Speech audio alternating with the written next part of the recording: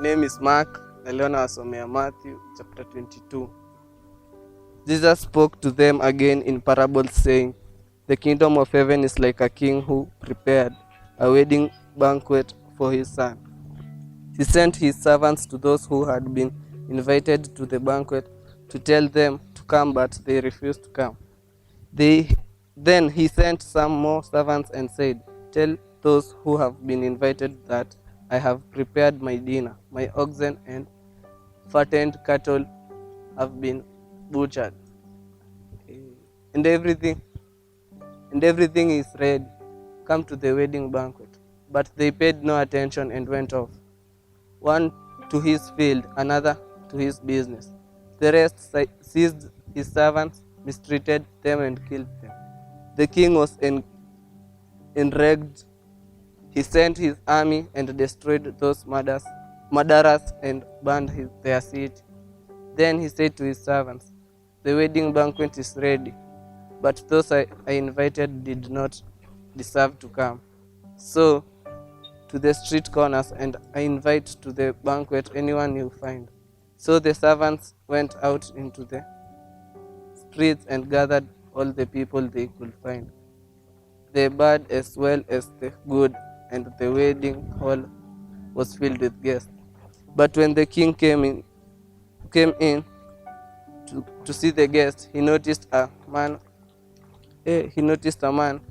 there who was not wearing wedding clothes. He asked, 'How did you get in here without wedding clothes, friend?' The man was speechless. Then the king told the attendants, 'Tie him hand and foot, and throw him outside into the darkness, where there will be weeping and gnashing of teeth. For many are invited, but few are chosen.'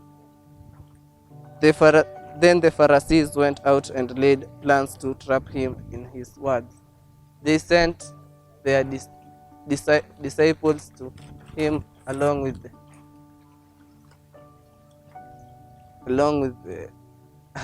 the Herodians. 'Teacher,' they said, 'we know that you are a man of integrity, and that you teach the truth. You aren't swayed by others because you pay no attention to those who they are. Tell us then, what is your opinion? Is it right to pay the imperial tax to or not?' But knowing their evil intent, said, 'You hypocrites, why are you lying to me? Show me the coin used for paying the tax.' They brought him a denarius, and he asked them, 'Whose image is this, and whose inscription?' They replied. Then he said to them, 'So give back to Caesar what is Caesar's, and to God what is God's.' When they heard this, they were amazed. So they left him and went away.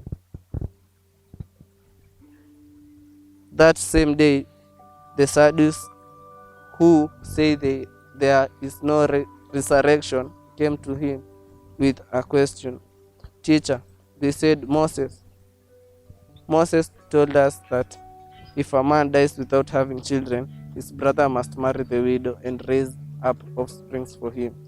Now there were 7 brothers among us. The first one married and died, and since he had no children, he left his wife to his brother. The same thing happened to the second and the third brother, right on down to the 7th. Finally the woman died.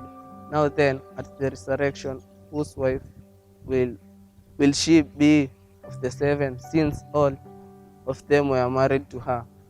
Jesus replied, 'You are in error, because you do not know the scriptures or the power of God. at the resurrection, people will neither marry nor be given in marriage. They will be like the angels in heaven. But about the resurrection of the dead, have you not read what God said to you? I am the God of Abraham, the God of Isaac, and the God of Jacob. He is not the God of dead, but of the living. When the crowds heard this, they were astonished at his teachings.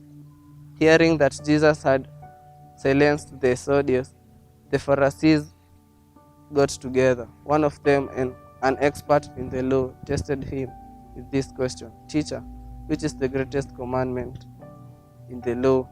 Jesus replied, Love the Lord your God with all your heart and with all your soul and with all your mind. This is the first and greatest commandment, and the second is like it: love your neighbor as you love yourself. All the law and the prophets hang on these two commandments. While the Pharisees were gathered together, Jesus asked them, What do you think about the Messiah? Whose son is he? The son of David, they replied. He said to them, How is it then that David, speaking by the Spirit, call him Lord? For he says, The Lord said to my Lord, Sit at my right hand until I put your enemies under your feet. If then David calls him Lord, how can how can how can he be his son? No, one could only say a word in reply. And from that day on, no one dared to ask him any more questions.